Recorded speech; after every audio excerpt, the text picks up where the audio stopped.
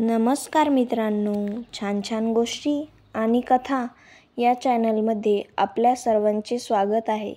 आज आपण एक मराठी कथा ऐकणार आहोत. कथेचे नाव आहे दुसरी आई सासूबाई. लाडक्या सोनलचे लग्न झाले आणि माईंना आता लेकाच्या साहिलच्या लग्नाचे वेध लागले. मुली बघणं सुरू होतं आणि साहिलने ऋतूला पसंत केलं. माईंना तशीच ऋतू काही फारशी आवडली नव्हती. दिसायला सावळी, अगदी बारीक चणीची, तर साहिल अगदी गोरागोमटा. पण साहिलला आवडली म्हणून कुठलीही हरकत न घेता अगदी थाटामाटात साहिल ऋतूचं लग्न झालं आणि ऋतूच्या रूपाने घरात सौख्य आलं. माईंनी ऋतूला अगदी मुलगीच मानलं होतं. दोघीचं सुंदर नातं बघून सोनलला सुद्धा त्यांचा हेवा वाटायचा. सोनलला तिच्या सासूबाईकडून अगदी थोडंही प्रेम मिळत नव्हतं. ऋतूला शिकण्यासाठी घरातून अगदी खूप प्रोत्साहन होतं. त्याप्रमाणे तिच्या आवडत्या कोर्सला ॲडमिशन घेतली आणि लवकरच गोड बातमीही दिली. ऋतू अगदी आनंदात होती. तिचे सगळे लाड माई अगदी प्रेमाने पुरवत होत्या. ऋतूची परीक्षा नेमकी 9वा महिना लागल्यावरच आली. काय करावे असा प्रश्न सगळ्यापुढे होता. डॉक्टरांच्या म्हणण्याप्रमाणे अजून 15 दिवस नक्कीच होते. इतक्यात काही डिलिव्हरी होणार नव्हती. मग ऋतूला परीक्षेला जाताना सोबत म्हणून माई जाऊ लागल्या. रोज पेपर पूर्ण होईपर्यंत त्या बाहेर बसून राहत. ऋतूची अवस्था बघता माईने बाहेर बसण्याची परवानगी मिळाली. ही ऋतूची आई नाही तर सासू आहे असे कळल्यावर सगळ्यांना आश्चर्याचा आणि कौतुकाचा धक्काच बसला. परीक्षा व्यवस्थित पार पडली आणि ऋतूने एका गोंडस परीला जन्म दिला. सगळेजण बाळाच्या कौतुकात मग्न होते.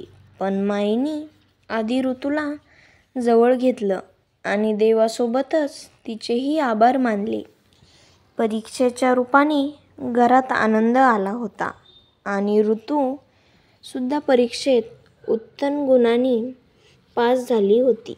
देवाच्या आधी ती आईच्या पाया पडली होती आणि भरल्या डोळ्यांनी दोघींनी एकमेकींना मिठी मारली.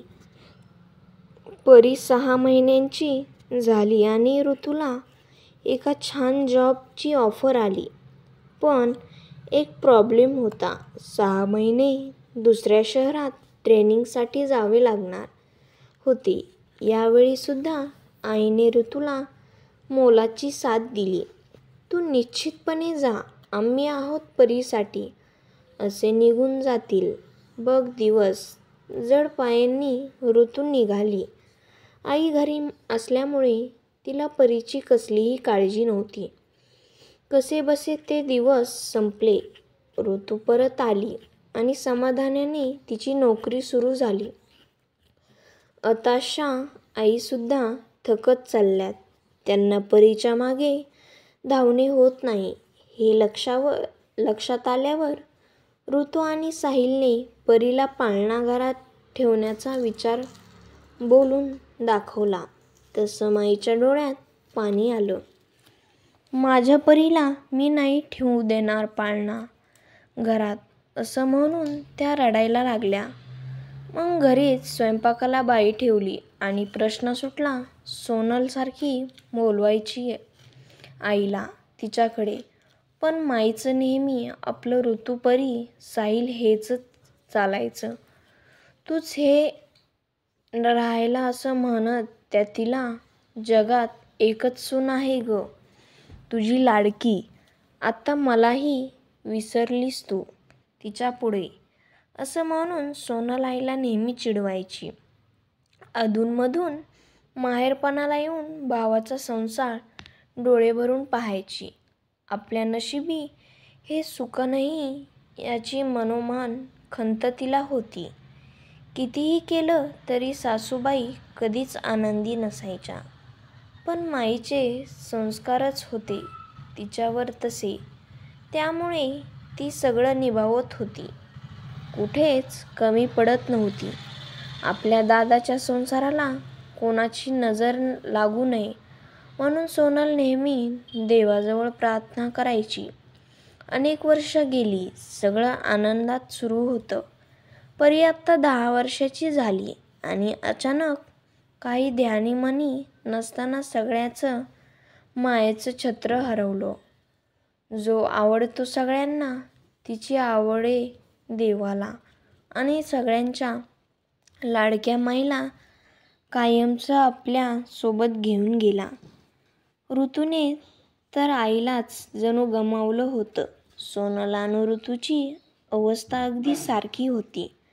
त्या इतक्या मोठ्या दुःखातून कसंबसं एकमेकींना सावरत होत्या. काही दिवसांनी सोनलला तिच्या घरी परत जावंच लागलं. कशीबशी सोनल आली. आत्ता तर आपली आई नाही, सासूबाई अशा. त्यामुळे ती अजूनच दुःखात बुडाली. रडत रडत कधी झोप लागली ते तिला कळलं नाही. जाग आली तो तिच्या सासूबाई तिच्या जवळ आल्या. बाळा, काळजी करू नकोस. आपल्या हातात काहीच नाही. तू असं रडलेलं आवडेल का तुझ्या माईला? उठ, चहा केलाय तुझ्यासाठी. आणि हो, कधीच वाटलं तर माझ्याजवळ ये. मला तुझी आईच समज. असं म्हणून तिला जवळ घेतलं.